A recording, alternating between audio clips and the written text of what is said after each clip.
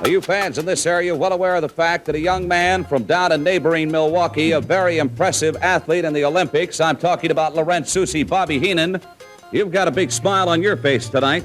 Impressive in the Olympics. Who cares about watching a bunch of children wrestle? Who cares about the Olympics? Oh, it's a great thing for the country, but who cares about Laurent the Sissy? That's his name? Laurent Soucy. Can you imagine? 9 months they had to come up with another name, and that's the best they could do. Laurent. That's the most important thing they could come up with in 9 months. Shows you the mentality of his parents. Of course, he went to the University of Wisconsin, right? In Madison. Don't take a whole lot to get in there. I guess you have to be able to, the entrance exam, you have to be able to write your name in 3 different colors of crayon. I could care less your wrestling ability. I could care about your amateur background. You're in the ring now with a professional. I'm going to go behind that man so much he's going to think he's stuck in a revolving door. I'm going to take him down, take him around, show him the town. I'm going to reverse neck snap his neck. I'm going to dislocate both his shoulders. Then I might just paintbrush until my hands are swollen shut. But another good news for you and everybody else. I have signed. I went to Japan in July. I was there the whole month. Aware of that? I'm not aware of what you're aware of. I'm aware of my business. I went to Japan in July and I signed the most lucrative contract for Nick Bockwinkel in the history of professional wrestling, for any world champion. He's going to defend his title in Germany, and he's going to defend his title in Japan, and I pulled it off. That's why I'm Manager of the Year 4 times in a row. And high flyers, you can run, but there's no place to hide. You're running now like rats. The water level's coming up to your bellies, and you got no place to hide. It's time for another wrestling podcast. I'm doing it, Cooter. I'm doing it. All right. Oh, Jesus. Come on. I had nothing else to say. This again? This is it. I have nothing else better to say except for that. To get into the show, it's another wrestling podcast. Episode 168. I'm Credo. And I'm back, bitches. It's Minority Mike. Oh, my God. You're here? I'm here. You're here. I'm like Brock Lesnar. I come every now and then when I feel. And naturally, of course, let me introduce you. I am the social assassin, Angry Cooter. Bitches. Oh, guys, another week, another world of wrestling to dive into. But, sadly, right off the top of the show, rip Bobby Heenan. Rest in peace, Bobby Heenan. Guys, one of an icon in his own right, to where he may not have wrestled, but he still had that stature of legendary status in the world of pro wrestling. What were your thoughts about this? This one hit me hard, boys. I don't know about the rest of you. I mean, before I became like a huge fan of stand-up comedy, there's not too many people who made me laugh more in my childhood than fucking Bobby the Brain Heenan. I mean, whether he was doing some vignette with Gorilla Monsoon, just his ridiculous comments on commentary, the guy was just a total package for professional wrestling. Could do it all, and that one hit me hard. When I got the news, I kind of had to pull over and just take a minute because, I mean, and that doesn't happen with me too often. And so, yeah, that one hit me hard. It's a real big hit to the professional wrestling world, to the community. I mean, he was a big deal. I remember his Hall of Fame speech, which in my opinion was probably one of the funniest Hall of Fame speeches ever. I mean, his first line when he comes in and says, "I have a confession to make," I bet on professional wrestling with Pete Rose sitting right next to him. It was classic. It's a shame, man, because he was probably, I'm not going to say probably, I'm going to say the best manager in professional wrestling ever. I mean, he took guys that were just couldn't do it on their own and made them become so much better, elevated their stock, and all he did was talk for them. And there was a lot of like real other things that like he did, like small things that stuck out so much. I mean, he was the Lex Luthor to Hulk Hogan as Superman. He always had to destroy Hulkamania somehow, some way. It's just sad to see him go. So that's a perfect way to put it. The Lex Luthor. I love that because, he's on that level of a Hulk Hogan, a legendary wrestler. His career is so legendary. When you think manager, the first person I think of is Bobby the Brain Heenan. So he was our childhood. But over the years he did develop cancer. If you saw most of the recent pictures of him, and his whole bottom jaw was like missing, and he didn't really look like himself anymore. It's a shame. It happened, and it sucks that he had to live through that the last years of his life. But I think when I actually met him at the New England Fan Fest a few years ago when we started the podcast, and I didn't get a picture with him. I just wanted his autograph, to where I felt weird taking a picture with him, looking at him like that in his life, and it was like I wanted to get the autograph. I respected him. I was like, this guy did a lot for us, and I felt so bad for him the later years in his life. Let me ask you guys this. Did you guys enjoy his work more as a manager or a commentator? Man, commentator, I think right off the bat. Commentator for me. It's like a toss-up for me, because he was he made that WrestleMania 3 main event with him, with Andre and Hogan, like 10 times better than what it could have been. Just making Andre feel like this big deal. And then on commentary, he always had these one-liners that just was so great. Like, I'm not going to do this justice, but I remember there was this one match where it was all the Hearts. I believe it was a Survivor Series match. Yes, I know exactly what you're talking about. It was Lawler and the three knights or some shit like that. I don't know what it was, but it was the Hart family. It was supposed to be Shawn Michaels' team. I think so, yeah. Yeah. And they tagged in, and Bruce Hart, and Vince is hyping up Bruce Hart, and Heenan comes out and he just says, "Bruce, what kind of a dumb name is that? How Mrs. Hart had 9 months to think of Bruce." Just the dumb things he did. Or like in WCW, there's another thing that stood out to me the most. Like we talked about how much he had this hatred for Hogan, and WCW. I don't know if you remember, they did a lot of product placement where they they would always put like their DVDs on the commentary table, and it had different DVDs. And one of them was a Hogan DVD. And after they were done putting over all the DVDs, Heenan just gets up and knocks over the Hogan DVD out of all of them. He keeps the rest of them standing. Just stuff like that just stands out to me. He's just so creative. I wish they did more. Almost. I'm hoping for more of Bobby the Brain Heenan tributes. What's crazy is everybody talks about him and Gorilla as a team, and don't get me wrong, probably the greatest announced team ever. But whatever team Bobby seemed to be on was a good one. I've never really heard him in a commentary team that I didn't like. And when you added a third, sometimes fourth person, just incredible. I mean, I can think back. There was one card I remember watching. It was Gorilla and Bobby, but Piper was also on commentary. And that just made it that much better, because you had that heel color commentator, but then that face color commentator who wasn't taking his shit. And they just went back and forth and were always arguing during matches. I was actually going on Wikipedia looking up guys, Superstars and Challenge and all the announced teams that he was on Nitro.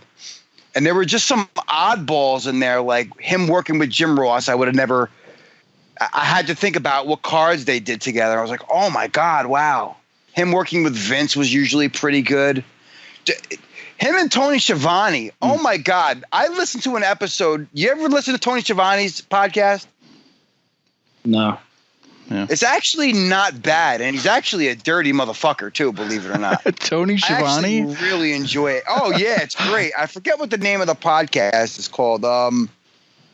What Happened When is the name of the podcast, and he does an episode back in July. I actually listened to it today. It was working with Bobby Heenan, and they had that bad falling out when WCW decided not to renew Bobby the Brain Heenan, but he was just telling stories about Bobby working with him in WCW that was just hilarious. And some of them, quite frankly, a little bit sad. I mean, their falling out was pretty sad. But if you really want to hear some good Bobby Heenan stories, I highly recommend you listen to that episode.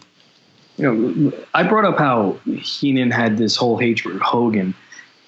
one of the things that was actually pretty cool, and it was hilarious in my eyes, was like, for years, he's always going nuts about how you can't trust Hogan. He'll stab you in the back. You can't trust him. And in the day Hogan turns heel, I told you couldn't trust him. Heenan was all over that. Like, he was like a mind reader. It was so funny. His whole career, though, even to the very end, I mean, we have some local history over here because not too far from us, down at the Westchester County Center, White Plains over here in New York, Bobby the Brain Heenan was thrown out on December 6, 1993 by Gorilla Monsoon, where he throws him out of both the arena and the WWF. The guy could have just left, but he actually, he went out as a wrestling persona. It was classic Bobby the Brain Heenan mischief stuff, and it was great. But it's sad at the same time. But it's just here's a great line for you. Here's a great line for you. For some reason, I always remember this one. It was during a Tatanka match, and what he said was, how do you say hi in Indian or whatever it was, or Native American? Hey, how are you? Hey, how are you? I always remember that one out of all his classic lines. I don't know why that one sticks out. There was like grandpa jokes or dad jokes too, but it was a little bit, pushing the envelope sometimes. But man, what a classic thing. I hope you guys out there are listening right now. Tell us about your favorite Bobby the Brain Heenan moment on anotherwrestlingpodcast.com. Facebook us, tweet us, all that fun stuff. Tell us some of what you've been thinking about the Weasel, Bobby the Brain Heenan.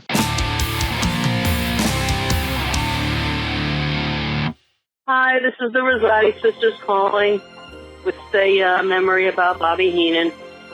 The funniest one that I can think of was when No Holds Barred had its private screening before it went nationwide. And we gals were bringing in all sorts of different food and whatever into the movie theater. And I remember Bobby making comments and everything, especially with Diane trucking in a 6-foot hero sandwich. That was on Primetime Wrestling. That was one of the funny memories. And of course, we have our favorite moments, from the Bobby Heenan show. Our job mainly was to escort the guests out. And I remember poor Christine had to escort the belly dancer out so that she smelled so strongly of garlic. She was pretty much holding her breath trying to walk out onto the set with the other lady. Probably one of the nicest people we met was Ed Grosso. And he was able to play tunes through his nose, crazy as that sounds. And there was Leona Helmsley. She was in her 80s and she was still stripping, which I thought was pretty humorous at her age. And she was still doing one of the old vaudeville acts. More adult, of course. And then, again, a lot of the comments that Bobby made were just like really off the cuff and everything. And also, we couldn't forget Jameson, how he played well off of him. We're going to miss Bobby so much. He was truly one of a kind, and I know his body broke down after a while and everything, but his mind still remained very sharp.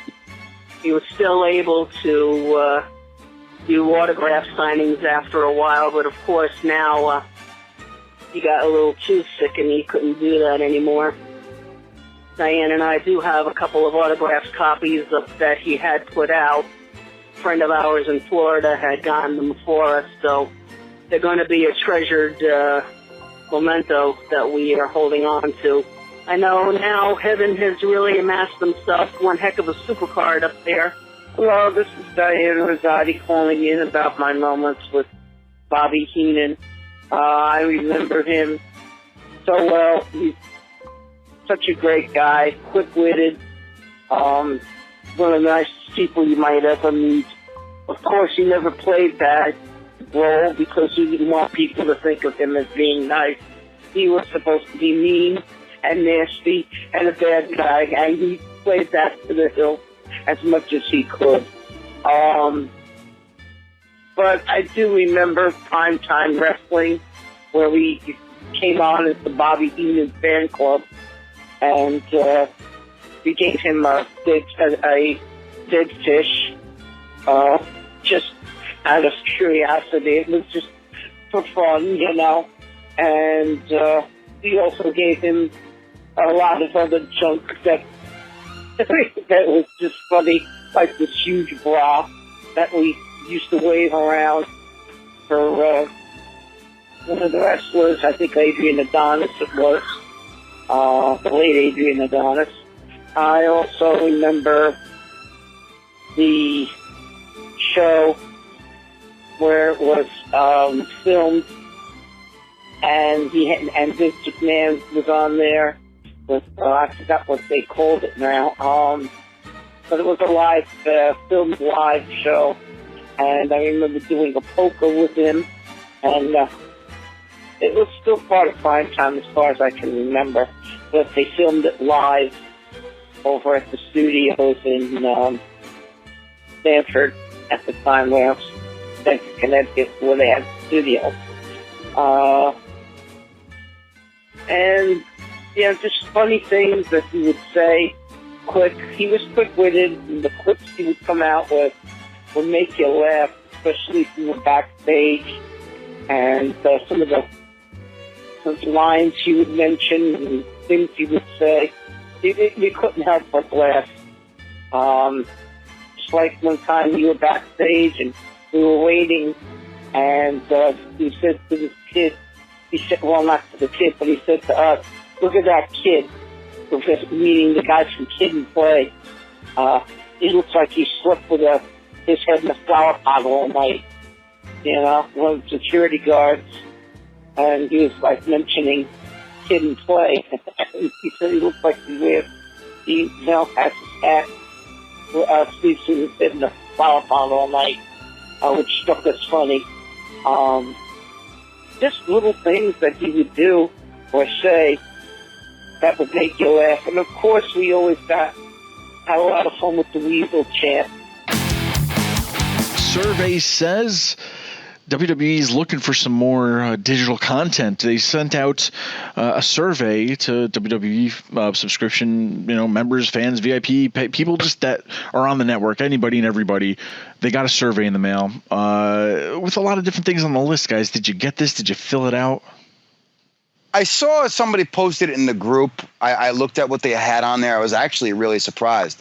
And you know what's funny, Credo, is we talked about this not too long ago, right? When I first started with you, one of the episodes we were talking about that possible tier program for the network. That's right, man. And one of my ideas was have a premium content, have other promotions run their cards on your network. And why not? Who's not going to pay an extra couple of dollars to watch an Evolve card or maybe something from Ring of Honor if they want to put on a special show or a pay-per-view or whatever.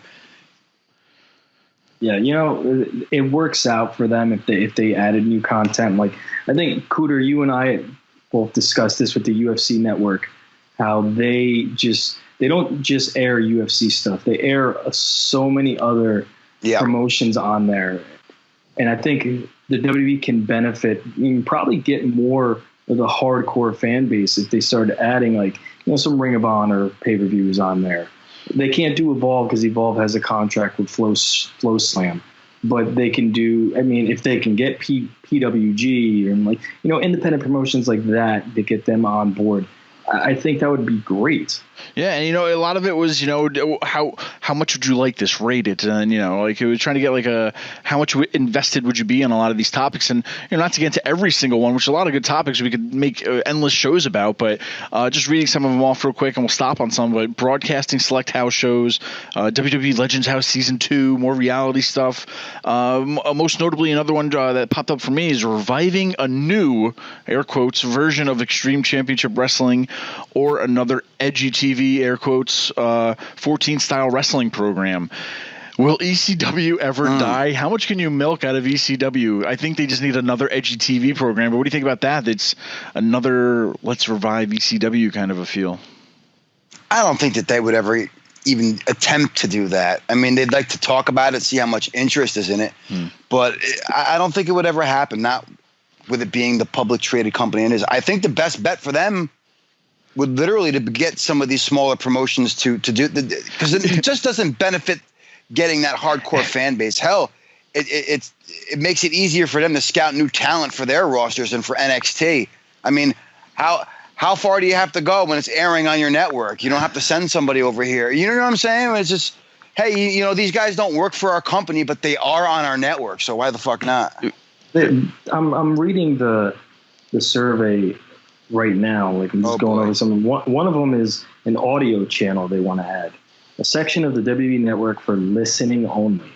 It provides audio play-by-play of pay-per-views, music playlists, sports radios, style call-in shows, and podcasts. WWE's trying to get in the podcast game now. That wouldn't be bad for them. Podcast. It wouldn't be bad. Yeah, there you go. I mean, it's not like you're going to get Austin or Jericho's podcast on there. Oh, no, it's not a bad thing. I'm just saying, like, they're kind of late to the party.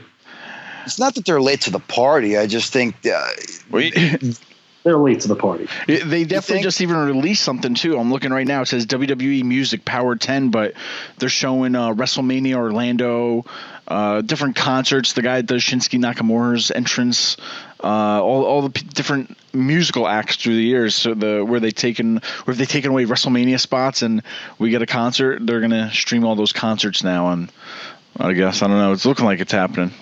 But a lot of things, guys, anyway, happening in this thing. Southpaw Regional Wrestling. Oh, wait a minute. This one sticks out, Credo. What's that? GFW on the fucking WWE network? GFW, guys, we don't talk enough about it. Are they even going to be open enough to send content over there? It's another Well, they year, might man. as well be on the network. They're claiming that one of the WWE stars is fucking on their television show, right? That has to be probably the worst wrestling thing I've seen all week. If you haven't, explain to everybody out there what exactly happened, because it's all over Facebook, Twitter, and I've taken Impact Wrestling or GFW Wrestling, whatever you want to call it, off my DVR because I want to record something else, so I don't see it anymore. But what happened with this video? Because it was atrocious.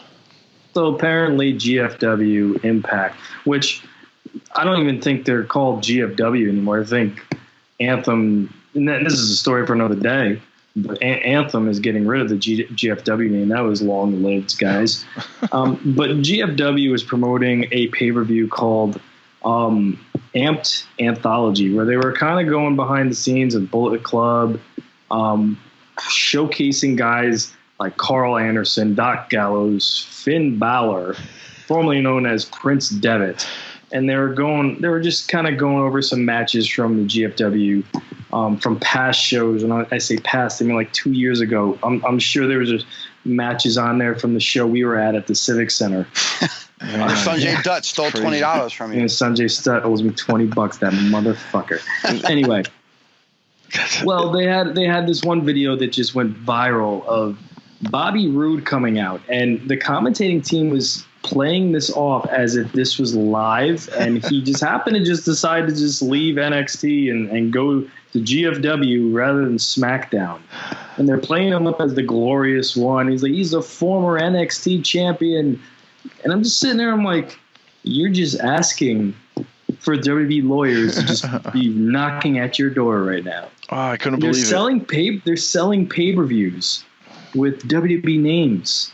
That's like the worst, man. They have no confidence in all the talent over there that they have to try to get a kid that's watching and saying, "Oh, I know him on WWE, so I'm going to watch this." It's like, come on.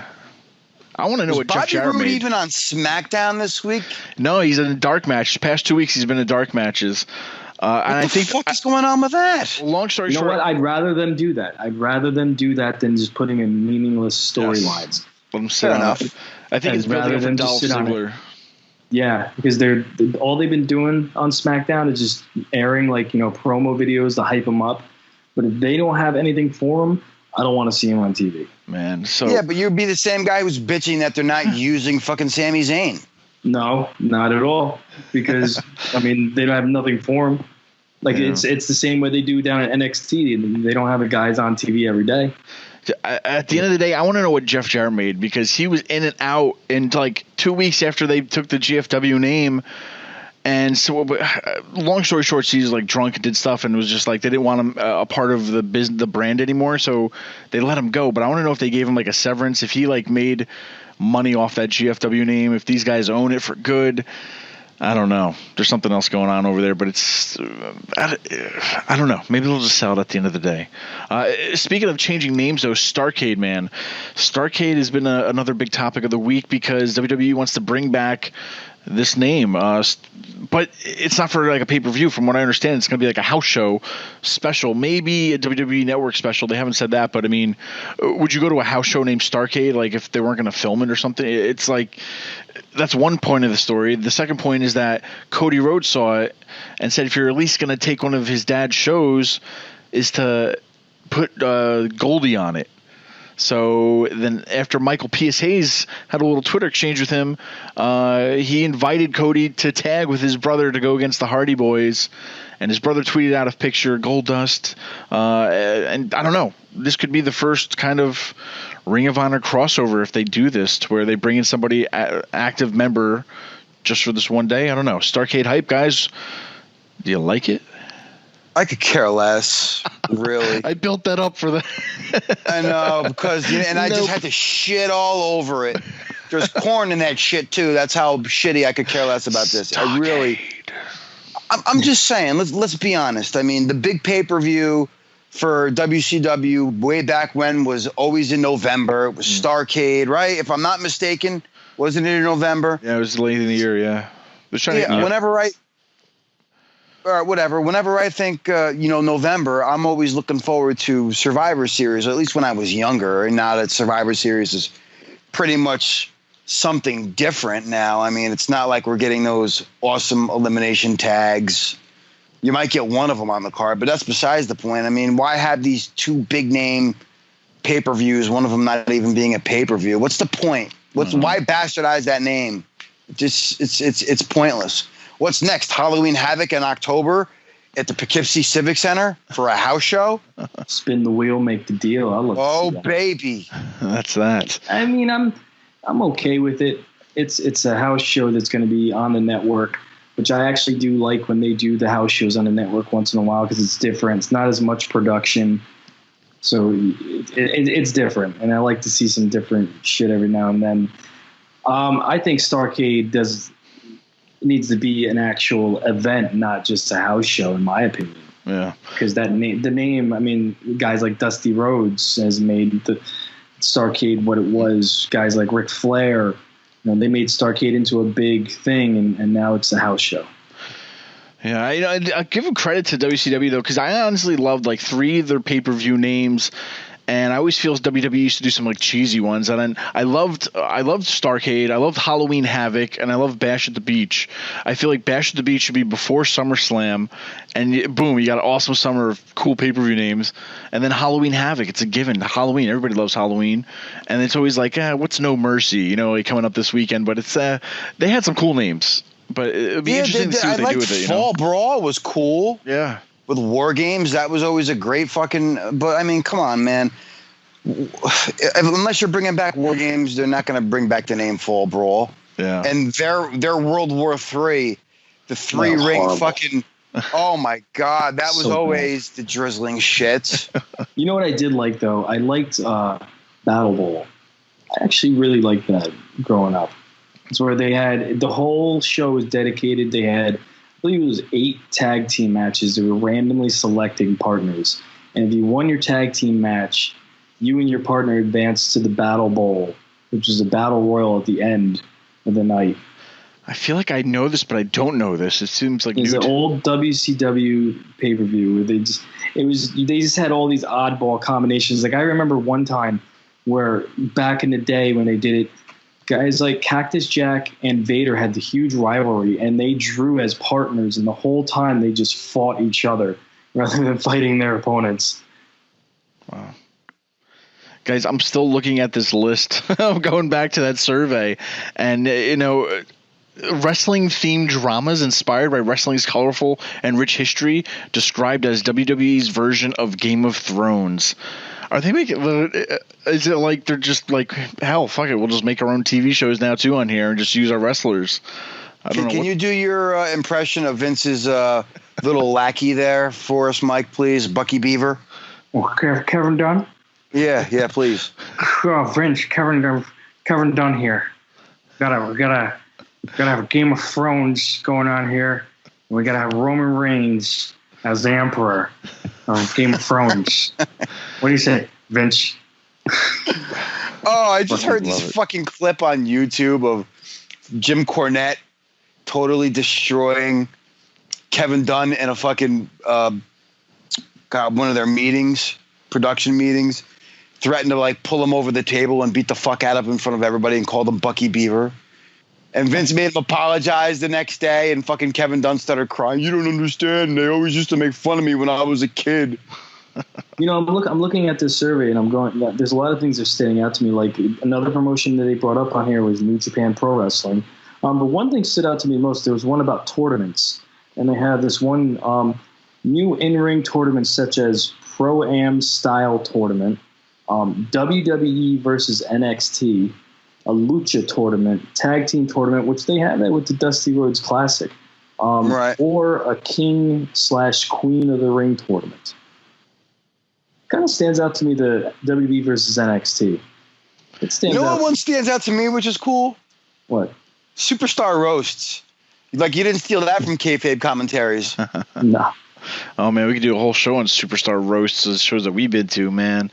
Oh, my God. Do all that. But, I don't know. A lot of people have been popping up in the WWE that I just hate. I'm sorry. There's just like people that come in there and are like, nope, I don't like the character, don't like the person. I can't get invested in the person. You know what I mean? Like, and it's just not that I hate them personally, but you know what I mean? Like, I don't see it in the world of wrestling, and it blows my mind that Triple H has signed Shayna Baszler to NXT. Now, granted, I could change my mind in 2 years, maybe. But from what I saw at this classic, man, she was greenlit to the end for no reason at all. And you can get into it's just for pay-per-view, or it's just to put more eyes on the product. And man, I thought these classics were supposed to be for the best of the best, and nothing to take away from what she did outside of WWE, but you can't say you're a graphic artist because you have Photoshop on your computer.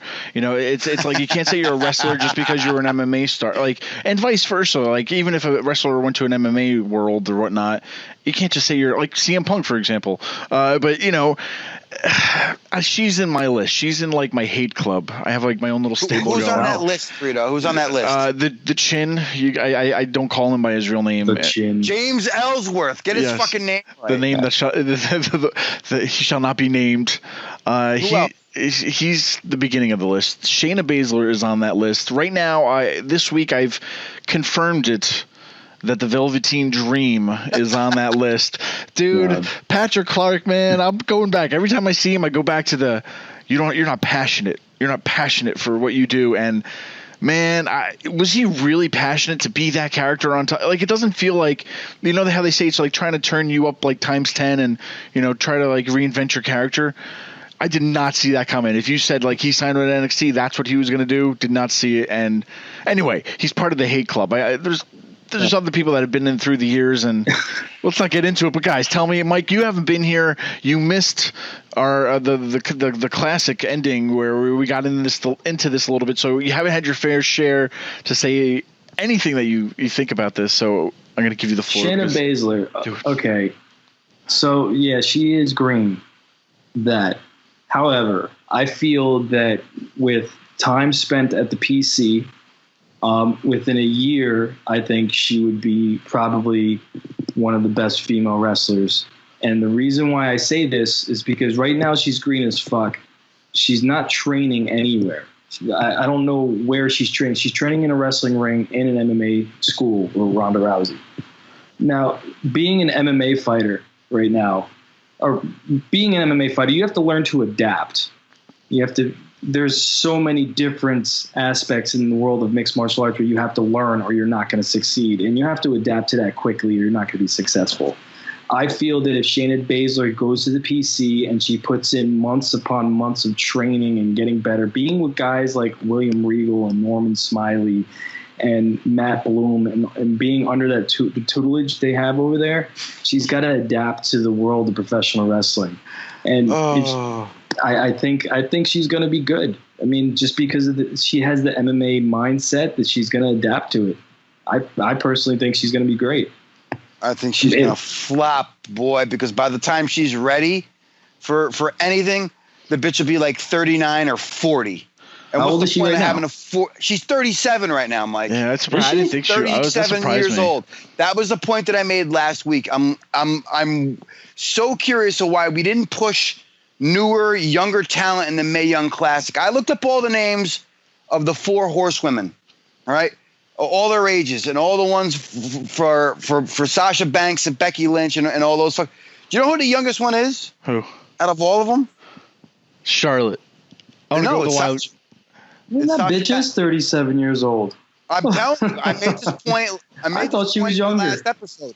I'm like, why would you waste time on and don't, Mike, you know how I feel. She had a pretty decent career as a fighter. But I mean, that doesn't necessarily translate well for someone who's going to be 38, 39 by the time she's ready for anything. What's the point? Your career is going to basically older. Is it going to be over? Well, I mean, we'll just have to wait and see. I mean, I think if she's, being an MMA guy, I know that you adapt to stuff really quickly. I think she might be able to adapt. Maybe she might sink. Maybe she might swim. Who knows? Tell that to Conor McGregor. Come on, it's a fair point. You said adapt to anything. He got his ass whooped.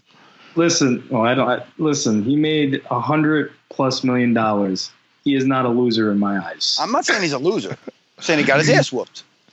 Well, he's not a loser in my eyes. Other things adapt very well, did he, Mike?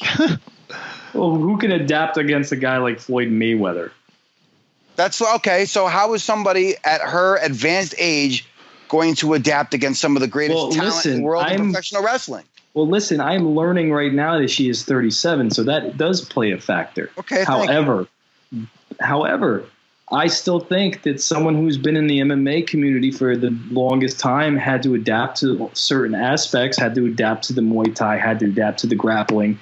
I think that if she has that same mindset in the professional wrestling world to learn, I mean, granted, she's old as fuck, but I think she might actually have a good couple years left in her. I was surprised. I mean, because when I read up on her on the Wikipedia page for her wrestling career, a lot of the girls that she faced in the Mae Young Classic, she's already had matches against. Yeah. And I think she was trained partially in part by Mercedes Martinez. Yep. And who was the other guy I was thinking of? He does both mixed martial arts and pro wrestling. Heavyweight.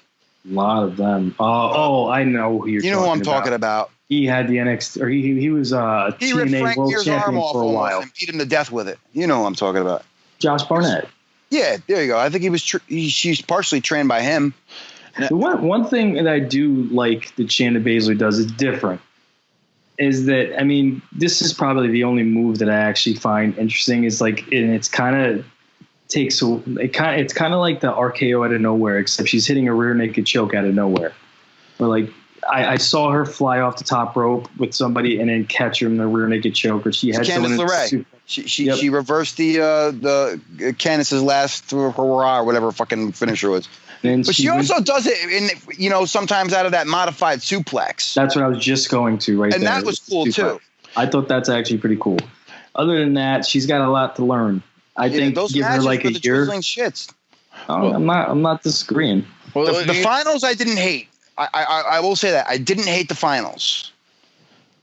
It wasn't terrible. It wasn't as bad as her other fucking match. I'm gonna be completely real with you guys. I didn't even watch the finals live. Really? Shame. I didn't. I wasn't really. I don't know, man. It's first women's tournament. It was, and it was cool and all that, but I didn't feel like watching the finals. I just had no interest in it. They didn't really do that great of a job selling me on it. And not for nothing, like these crowds. I mean, you had this great segment with Kevin Owens and Vince McMahon, And then right after that, you went into the finals with a crowd that probably has no idea who these people are. How about Sonya Deville? Usually in the world of wrestling, you don't have two Doink the Clowns. You don't have two John Cena's right away. But you have two quote-unquote MMA fighter kind of like characters, right? Like one, I don't know, was Sonya in like mixed martial arts too? Or I don't know. Yeah, she fought for... She didn't fight in the UFC. She fought in a lot of like other promotions. She fought Invicta? She was in Invicta. She fought for the CFFC. But is that too much though? Like too many? You have two MMA girls now, or no? Is that like shouldn't they? I don't know. You know what I mean? Like because both her and now you have Shayna Baszler. I mean, they both have the same gimmick. So I mean. Shayna Baszler, hair up and square up. But Shayna Baszler actually doesn't come across like with the MMA gloves like Sonya Deville does. And I can't say she doesn't shadow box because she does do like this little like overhand right for her entrance.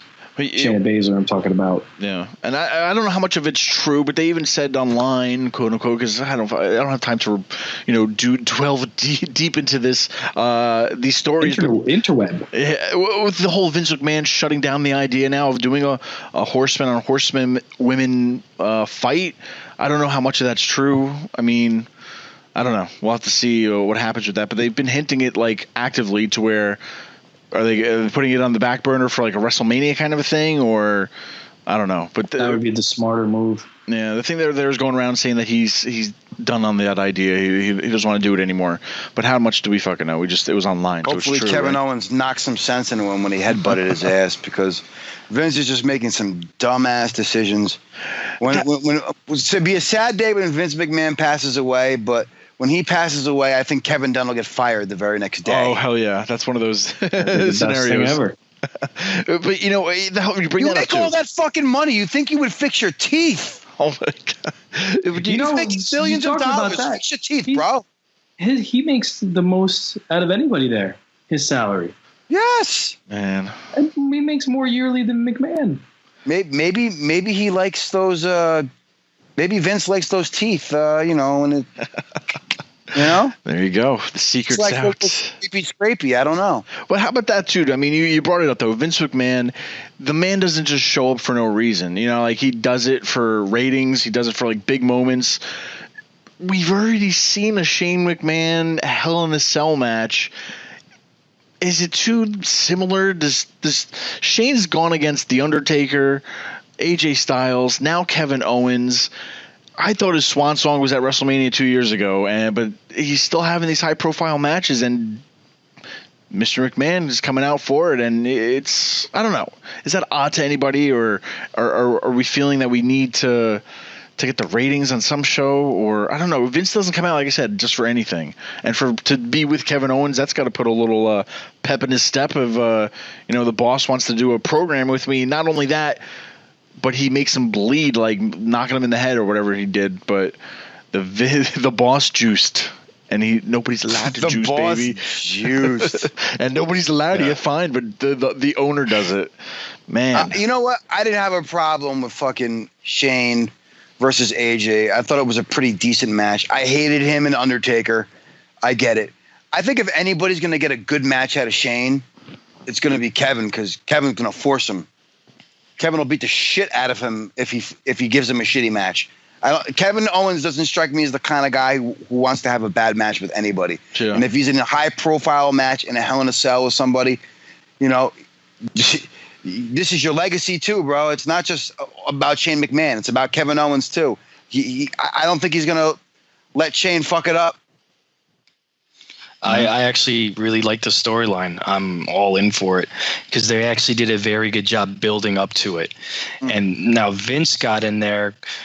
Granted that if it's his son's storyline or the fact that he wants to attach a rocket to Kevin Owens' back, either way, Vince was a great part of the storyline.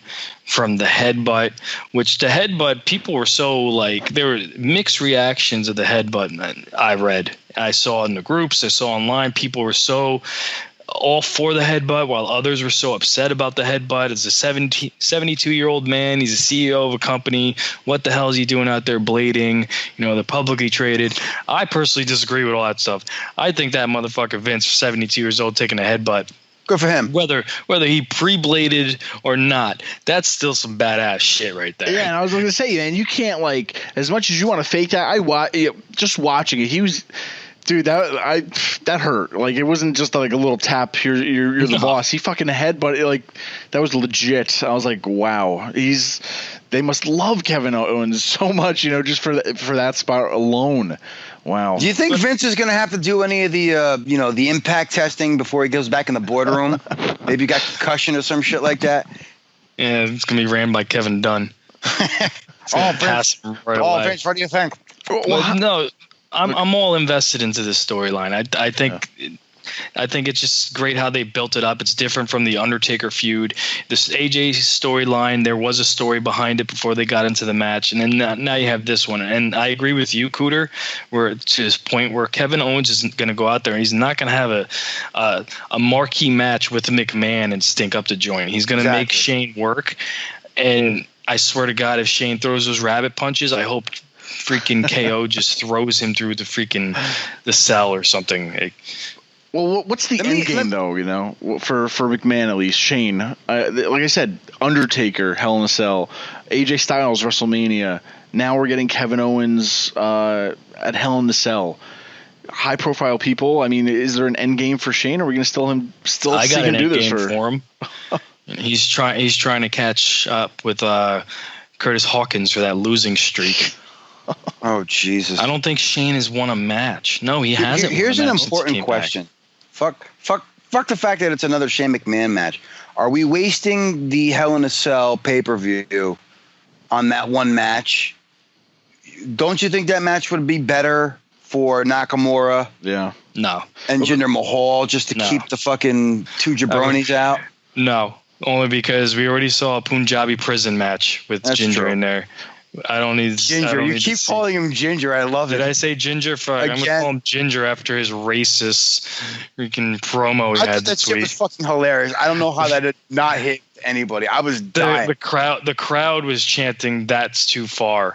When the crowd is chanting, "That's too far," you might have went too far. Oh my gosh.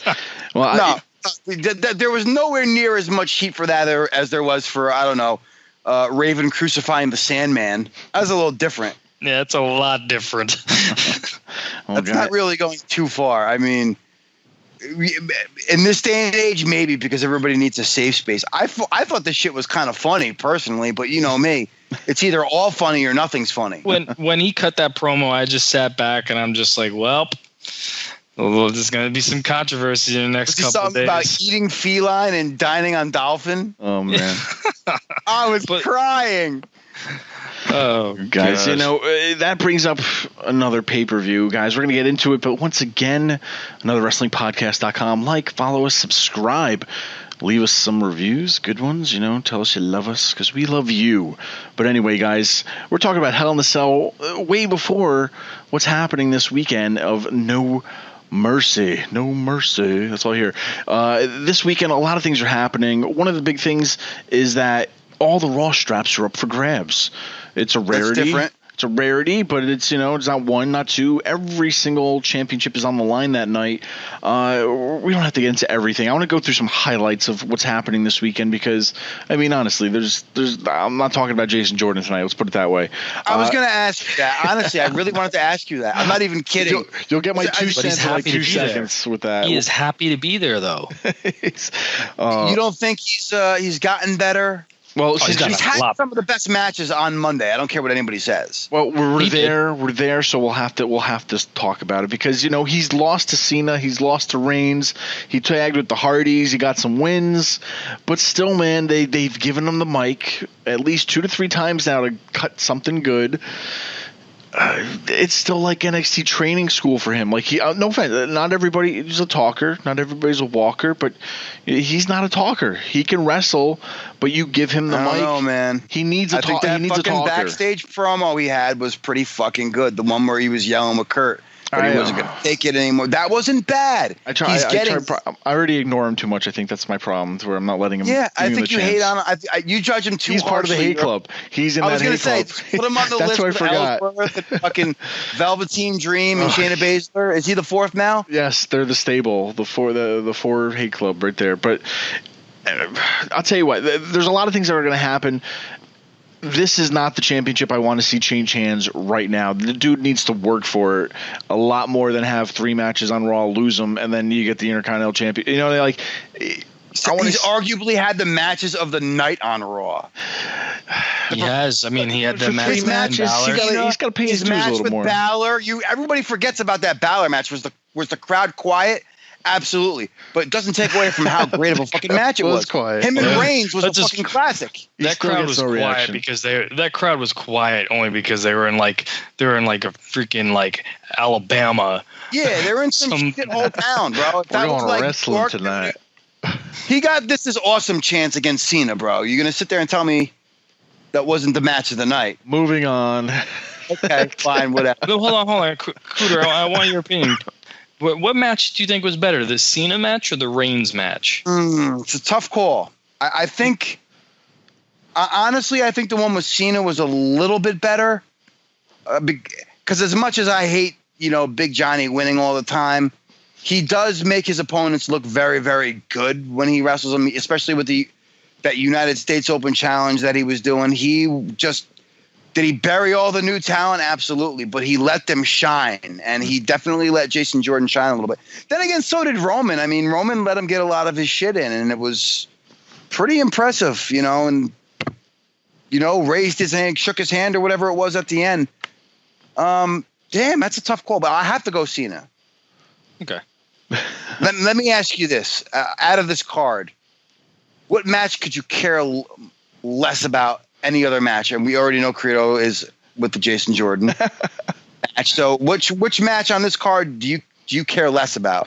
Honestly, there's a couple matches I can care less about, but the one I actually don't really give a damn about is the Cruiserweight title. I really don't care for that match. That pisses me off. I'm going Balor and Bray Wyatt. Yeah, because it's a man versus man match.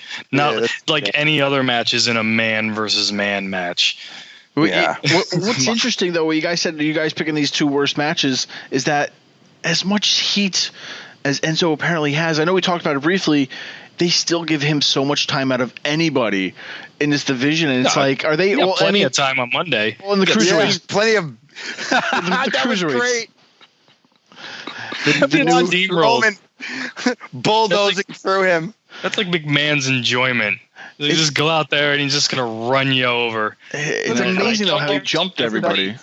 I guarantee you, everybody in the back that had so much heat with Enzo is watching that, and they're just standing ovation, like applauding, like a slow clap. I don't know. I honestly think he's gonna win it this weekend. Out of all these matches, I think they want to shock the system again. And I don't even give a fuck. Let's talk more about that bulldozer. Because you imagine Vince goes, just go out there and cut a promo, and then you're gonna have a match. I forget who was in the ring. There was somebody in the ring at the time. Doesn't matter. We tricked him. He doesn't even know Braun's coming out. He just hears the music and like, oh fuck, man, I would love to know. And Braun didn't hold back either. He nailed him. Well, I loved it. And the thing that sucks, man, and I liked Enzo and Cass. And then once Enzo and Cass broke up, it's like the WWE, they just like really created for me to hate this guy. I can't stand him anymore. I don't know. I love them in NXT, but once they hit the main roster, I've said it a million times.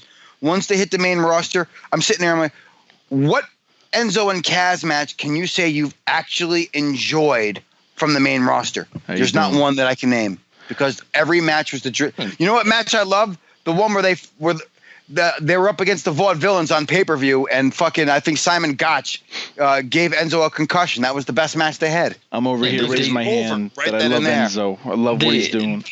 They had me turn on Enzo just like they had me turn on Bayley. Like, why is Bayley just automatically in this title match? She just came out. Didn't like the color of his thong. You know what? Her thong. I mean, switch it up a little bit. You got too many reds. Go with some black, some velvets, and something good. How you doing? Well, right up to there, the women's, the fatal five-way match: Banks, Bayley, Nia Jax, Emma. I think the title is changing hands again, and I think it's going to somebody new, and I don't think it's Nia Jax. I guarantee you. I'm not going to guarantee you. It just sounded good.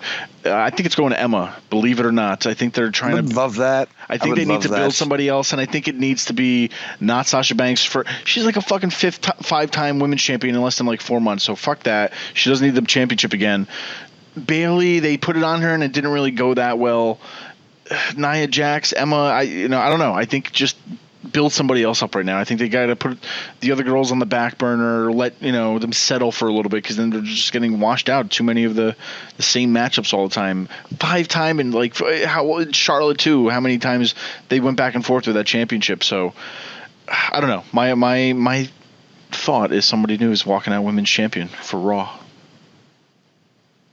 Yeah, I don't care for this match. It's just too many names. I would have loved it if they just would have kept it the fatal 4-way, but all of a sudden Bayley comes out of nowhere. Bayley not smiling with that scowl. I was like, oh my God, bitch, what happened to you? John Cena versus Roman Reigns, guys. We've been building on this promo after promo after. We're not going to send John Cena out this week because we actually need Roman to sound better than Cena, and it still didn't work. Roman Reigns. I thought that was a good promo. I think they didn't put Cena out there on purpose because I feel like he's just, I don't know. They didn't put him out there because he was in China. Watching Nikki Bella on Dancing with the Stars. No, he was in China. He was with the SmackDown crew. Fucking SmackDown was overseas. Because Roman can't draw ticket sales over in China. Yes, so Cena had to go out there. They advertised Cena for the show. I believe it was China or overseas, because I know they were in like Japan, and they went from Japan. I might be wrong, either Japan or China, one of the two. Well, this is what's most interesting is that John Cena just came over here from SmackDown as a quote-unquote free agent. I did a lot of quotes tonight. A free agent. And is he just in place of the WWE Championship, the Universal Championship, being on Raw every week? Because they haven't had that championship on there since before WrestleMania, I believe. And I'm hoping, we'll get to it in a few minutes, but I'm hoping Braun will take it back to Raw. But is John Cena basically the replacement for that? Like, it's been a weird call, and especially to have this match on a No Mercy card. Like, this is a WrestleMania match. Your Golden Boy versus. What the fuck are you talking about? Your Golden Boy, John Cena versus Roman Reigns. Well, the reason I read on the interweb, the most reliable source out there, that the reason why they're having this match now rather than waiting till WrestleMania is because John Cena's schedule is just so all over the place. He might not even be at WrestleMania because he's got to film the Bumblebee movie. He's got all sorts of other obligations outside of WWE. So that's the reason why they're trying to knock it out right now and get it done and over with, just in case they can't do it at WrestleMania. I would love to see Braun Strowman take that belt. I don't want to even talk about John Cena, Roman Reigns anymore. I agree with you.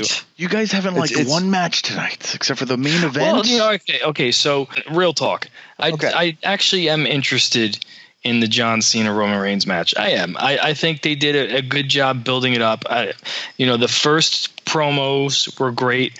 The second night of promos was good, and then also now Roman is saying that he outsells Cena in tickets and merch. Which, come on, Roman, really? I did like how Cena brought up the positive tests. Oh, yeah, when Roman pissed heat. And Cena brought that up. Pissed heat. I thought that was good.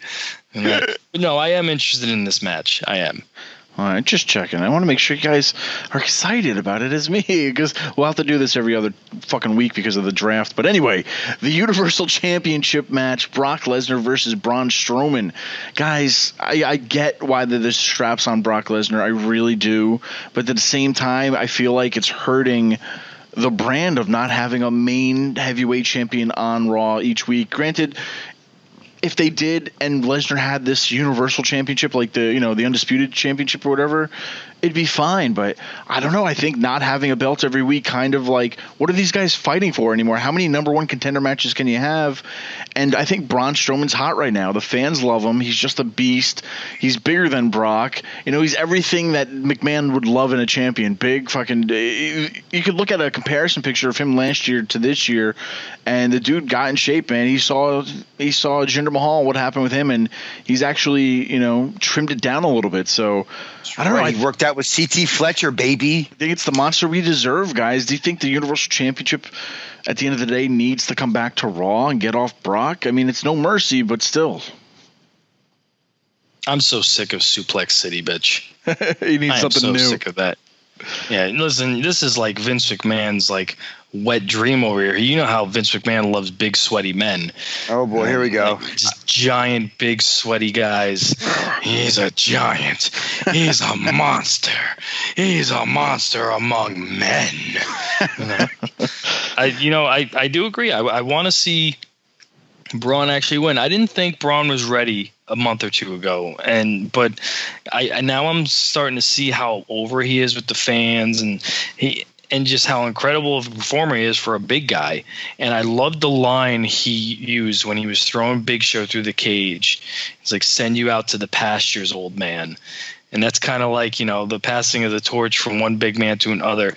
Brock, you know, I remember watching him win the WWE title against The Rock in Nassau Coliseum for SummerSlam 2002, and that I could see something like that happening on Sunday with Braun holding up that title. That was Nassau? Why did I think that was the Meadowlands? No, it was Nassau. That was one of the very first. No, it wasn't. Actually, no. I've been to a couple, and then I kind of cut off. But that was my first pay-per-view, I want to say. I've ever been to. That was like 2002. I've been to a bunch of Raws and stuff like that, but that was my first one. What we're also into is football season, guys, and it's notorious that around this time, Raw ratings just tank because everybody wants to watch Monday Night Football live over pro wrestling. And at the end of the day, what's a better thing for the company, to have a new guy like Braun become Universal Champion, to be there every week, or have Brock retain to where, when's the next time he's showing up? You know, I don't know. I don't want to set it up like, oh, Brock's the obvious bad choice, but at the same time, I mean, I remember them blaming Daniel Bryan years ago, where it was like, oh, you know, he's champion, but the ratings are all the way down, but it's football season, you know, it happens, and there's just a lot of talk back and forth with that. But still, I don't know. Do you think keeping it with Brock is good for ratings, or going to Braun is good?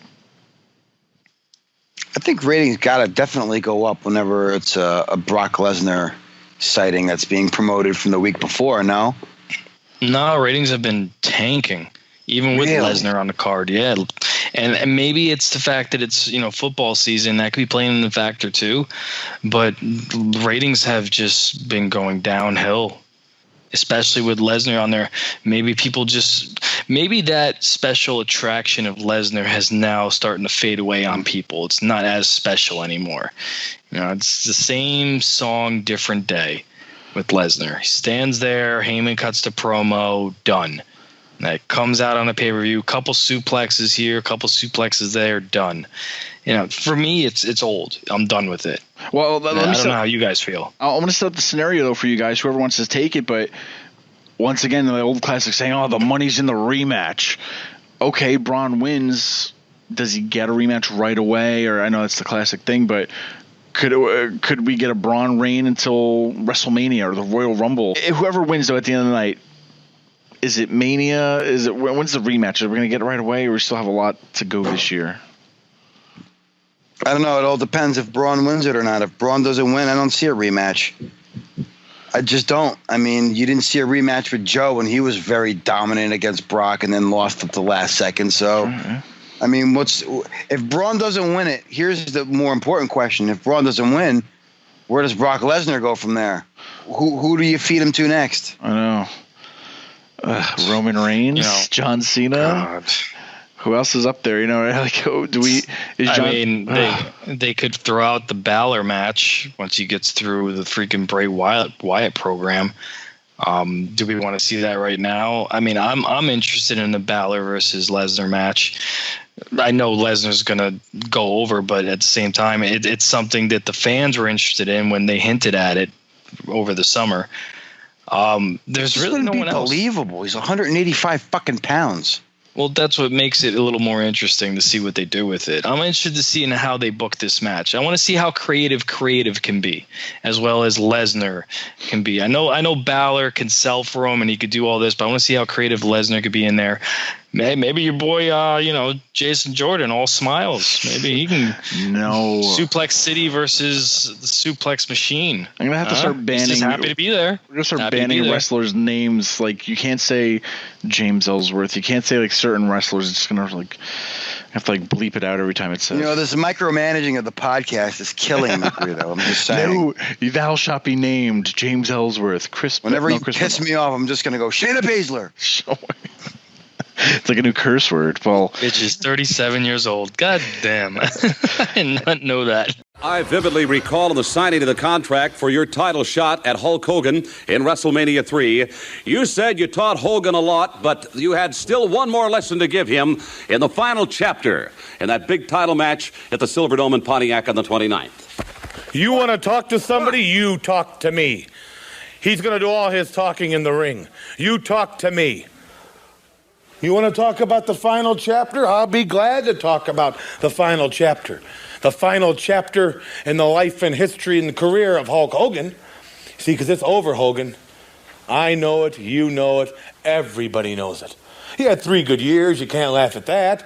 You were lucky. You made some money. You got a cartoon. You got some dolls. You rode good. You had it good. But you can't beat this man. Toughest man in the world. Nobody can beat this man.